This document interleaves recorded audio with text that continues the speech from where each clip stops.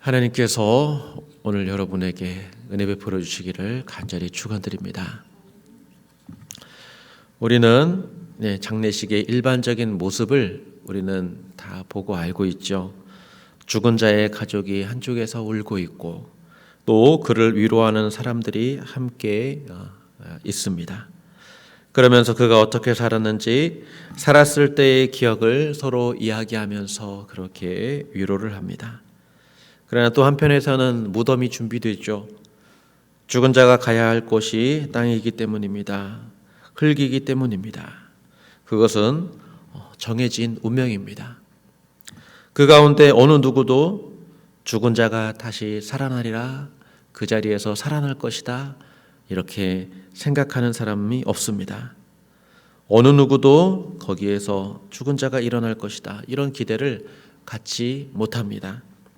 죽음은 과거로 되돌릴 수 없는 그런 사건이기 때문입니다. 세상이 그렇습니다. 예수님이 나사로가 살던 베다니에 왔을 때 사람들의 분위기가 이랬습니다. 모두가 죽음의 권세 앞에 다 복종하고 다 슬퍼하고 있었습니다. 죽음을 받아들일 수밖에 없었고 예수님을 바라보면서도 그 이상의 기대를 할 수가 없었습니다. 이게 바로 세상 사람들의 한계입니다. 어둠 가운데 있기 때문이고 죽음의 권세 가운데 살아가기 때문입니다. 마르다를 만난 후에 예수님은 조용히 마리아를 부르십니다. 나는 부활이요 생명이니 나를 믿는 자는 영원히 살리라 라고 했던 그 예수님께서 이제 마리아를 은밀히 부르십니다. 마리아는 예수님이 부르신다 이 말을 듣고 예수님께 나아갑니다. 빛 되신 예수님께 이 마리아가 뛰쳐나갑니다. 예수님은 마을로 돌아가지 않았습니다. 마르다를 만났던 곳에 서 계시면서 거기에서 마리아를 불렀습니다. 마리아와 함께 있던 집에 있던 그 사람들, 그 유대인들은 마리아가 예수님께 나아가는 그 모습을 보고 그가 급히 일어나서 무덤에 가서 곡하러 가려고 하는구나, 울러나가는구나 라고 생각했습니다. 그래서 많은 사람들도 마리아를 따라왔는데 마리아를 따라가다 보니 도착한 곳은 무덤이 아니라 예수님이 계신 곳이었습니다. 마리아도 똑같이 이 마르다처럼 말합니다. 주께서 여기 계셨더라면 내 오라버니가 죽지 아니하였겠나이다. 그가 예수님과 대화하면서 눈물을 흘렸고 또 그와 함께 했던 사람들도 함께 눈물을 흘렸습니다. 그런데 이 눈물을 흘리는 모습을 보고 예수님은 심령이 비통히 여기셨다. 그리고 또 슬프면서도 동시에 또 이런 분노를 표현했습니다. 여기서 비통히 여긴다라는 것은 단지 슬퍼한다는 것이 아니라 예수님이 분노의 감정도 있다라는 것입니다. 예수님이 눈물 흘리시는 모습을 생각하면 참으로 인간적인 모습입니다. 사람이 슬플 때 눈물 흘리는 것, 아플 때 눈물 흘리는 것 너무도 당연합니다. 여기에서 두 가지로 생각해 본다면 정말 예수님이 슬퍼한다, 눈물 흘린다, 이것은 인간의 모든 슬픔에 함께 공감하신다라는 그런 의미가 있습니다. 예수님은 우리의 슬픔을 아십니다. 우리의 아픔을 아십니다. 눈물 흘리는 이유를 다 알고 계십니다. 죽음 때문에 사랑하는 사람을 잃어야 하는 그 아픔을 주님께서 다 아십니다. 육신이 되신 예수님이 가지신 공감 능력이죠.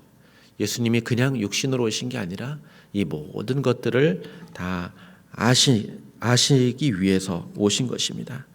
우리와 진정으로 하나가 되시기 위해서 우리의 자리에 서서, 죄인의 자리에 서서 그 모든 것들을 감당하시고 그 죽음의 슬픔을 예수님께서 맛보고 계시는 것입니다.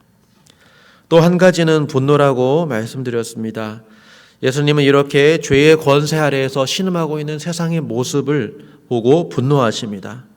예수님이 바라시는 이 창조 세계의 모습이 이런 게 아니기 때문이죠. 예수님은 악의 권세에 부딪힐 때마다 여러 가지 감정들을 불러 일으키셨습니다. 회개하지 않는 예루살렘을 보고 눈물을 흘리셨죠. 그리고 겟세마네 동산에서 땀과 눈물을 흘리셨습니다. 그만큼 사랑할 수 있기 때문에 분노할 수도 있는 것입니다. 동시에 이 분노는 죽음 앞에서 부활이요 생명이심을 믿지 못하는 사람들의 불신, 어둠 가운데 있는 그 모습을 보며 바라보기 때문에 분노하는 것입니다. 어느 누구도 예수님께 기대하지 않았습니다. 나사로가 다시 살아날 것이라는 것을 아무도 기대하지 않았습니다.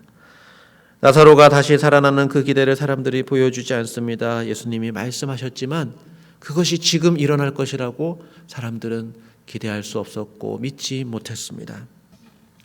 예수님의 이 분노는 어떻게 표현되었을까요? 예수님은 화를 내었을까요? 파괴의 분노로 나아갔을까요? 정말 그렇습니다. 예수님은 다른 사람에게 분노를 표현한 게 아니라 예수님은 자기 자신에게 그 분노를 안고 그 슬픔을 안고 십자가로 나아가셨습니다. 자기의 생명을 깨트리는 대로 나아갈 때 예수님은 이 눈물을 가지고 그리고 이 분노를 가지고 사랑의 마음을 가지고 십자가로 가신 것입니다. 십자가로 가시기 전에 예수님은 죽은 자를 살리심으로 자신의 생명 살리는 권세를 드러내고자 하셨습니다. 나사로를 살리고자 하셨습니다. 그래서 나사로를 어디 두었느냐라고 하셨을 때 마리아는 주여 와서 보옵소서 말씀합니다. 예수님을 눈물을 흘리시고 또 있는데 그 모습을 보고 그 예수님의 마음을 모른 채 사람들은 이런저런 얘기를 합니다. 보라, 그가 얼마나 그를 사랑하였는가. 그러나 한편에서는 그 예수님의 눈물을 보고 맹인의 눈을 뜨게 한 이 사람은 죽지 않게 할 수는 없었느냐라고 하면서 예수님의 지체하심을 마치 책망하듯이 그렇게 이야기하고 있습니다. 모두 다 예수님의 마음을 모르고 오해하고 있습니다. 예수님의 능력을 모르고 있습니다. 나사로를 통해서 죽은 자를 살리시는 하나님의 영광을 보여주려는 그 뜻을 아무도 믿지 못하고 있습니다. 그러기에 부활이요 생명이신 예수님을 보긴 보아도 다들 인간의 한계 속에서 갇혀 있어서 왜 죽기 전에 오지 않았나. 그도 죽음 앞에서 우리랑 똑같이 슬퍼할 수밖에 없는 그런 인간이구나. 이렇게 생각하게 되었습니다. 그가 하나님의 아들이라고 하는데 왜 이 사람은 죽지 않도록 고치지 않았는가? 예수님을 책망하려는 그런 마음이 있었는데 다 이게 인간의 한계 때문이고 사람들이 어둠 가운데 있었기 때문입니다. 예수님은 나사로를 살리러 오셨지만 그 마음은 자, 내가 죽은 자를 한번 살려볼게. 조금만 기다려봐. 울지 말라고. 비난하기 전에 잠깐 내가 하는 길을 한번 보라고. 이런 마음으로 예수님은 자기의 능력을 행하시지 않았습니다. 누구든 교만한 마음으로 이 능력을 가졌다면 이런 마음을 품을 수도 있겠지만 예수님은 그럼에도 불구하고 함께 눈물을 흘려주신 것입니다. 그런저런 소리를 다 들으셨습니다. 사람들의 그 한계를 다 아시고 그 마음들을 다 헤아리면서 이 일을 행하시는 것입니다. 여기에서 우리는 죽음을 앞둔 예수님의 그 마음을 봅니다. 죽음을 맞이하실 그 예수님의 마음, 그 마음은 슬픔, 그리고 사랑, 분노였습니다. 세상의 슬픔을 가득 안고 예수님은 십자가에 오르셨습니다. 그 오르시는 가운데 이런 소리 저런 소리 다 들으셨죠? 그가 많은 사람은 구원했어도 자기 자신을 구원할 수는 없는가? 십자가에서 죽지 않을 수 없었는가? 이런 소리를 예수님은 십자가에서 다 들으셨습니다. 예수님은 사람들이 생각하기에도 죽으실 분이 아니죠. 그렇게 능력을 많이 행하시는 분이시고 나사로를 죽은 자 가운데서 살리셨는데 어떻게 그가 십자가에서 죽을 수 있는가? 사실은 이해하기 어렵습니다. 많은 사람들을 살리셨고 죽은 자를 일으키셨습니다. 그런 분이 죄인의 자리에 죽는다니. 사람들이 그것을 보고 예수님이 가만히 있는 그 모습을 보고 믿겨지지가 않았습니다. 그렇다면 한 가지 대답만 가능하죠. 예수님의 죽음은 예수님이 선택하신 길입니다. 하나님이 원하신 길이었습니다. 죽음에 사로잡혀 슬퍼할 수밖에 없는 사람들의 운명에 동참하신 하나님의 선택입니다. 누가 시켜서 한 일이 아닌 아버지의 일, 예수님의 일, 그래서 스스로 나는 내 목숨을 버리노라 주님께서 말씀하십니다. 세상의 구원은 이렇게 어쩔 수 없이 예수님이 죽으신 게 아니라 온전히 하나님과 그의 아들 예수 그리스도의 사랑하심에서 일어난 그런 은혜입니다. 그런 생명의 선물입니다. 주님은 지금도 우리의 질병과 아픔과 죽음을 보시며 함께 눈물을 흘리고 계십니다. 주님은 부활하신 분이기 때문에 늘 항상 승리하시고 웃음만 지으시는 분이 아닙니다. 우리의 아픔을 아시고 눈물을 아시고 슬픔을 아시고 그 죽음의 그 아픔을 두려움을 아시는 분입니다.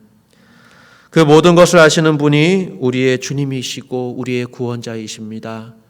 우리 모든 걸 아시고 십자가에 달려 죽으시고 부활하셨습니다. 주님께서 그를 어디에 두었느냐라고 말씀하셨을 때 주여 와서 보시옵소서. 이런 마음으로 주님 우리의 모습을 보시옵소서. 죽음에 매이고 죽음 앞에 눈물 흘리는 우리를 보시옵소서. 그 주님은 눈물을 흘려주십니다. 자신의 생명 주심은 바로 이 눈물을 닦아주시려는 하나님의 사랑의 그런 선물입니다. 우리가 그 주님을 바라볼 때 우리는 이제 소망 없는 그런 슬픔이 아니라 비로소 빛의 소망을 가진 그런 사람이 되었음을 우리는 알게 될 것입니다. 우리가 부활의 주님을 바라볼 때 오늘도 눈물 흘리는 그 모든 사람들을 위로하시는 주님의 얼굴을 보게 될 것입니다. 이 시간 우리를 구원하시는 주님, 부활의 주님을 의지하며 나아가기를 원합니다. 그 하나님께 예배하면서 주님께서 주시는 은총을 오늘 하루도 누리시는 저와 여러분이 될 수 있기를 주님의 이름으로 간절히 축원드립니다. 기도하겠습니다. 살아계신 하나님 아버지, 우리를 위해 눈물 흘리시고 우리를 불쌍히 여기시는 그 은혜에 감사드립니다. 죽음 앞에 질병 앞에 낙심할 일이 참 많지만 그러나 부활의 주님을 소망 중에 바라봅니다. 죽음의 권세 앞에 우리가 눌리지 않게 하여 주시고 두려움 중에라도 담대함으로 살아가게 하여 주시고 슬픔 가운데라도 그 소망을 잃지 않게 하여 주시옵소서. 우리를 고치시고 다시 살리실 예수님의 이름으로 기도드립니다. 아멘.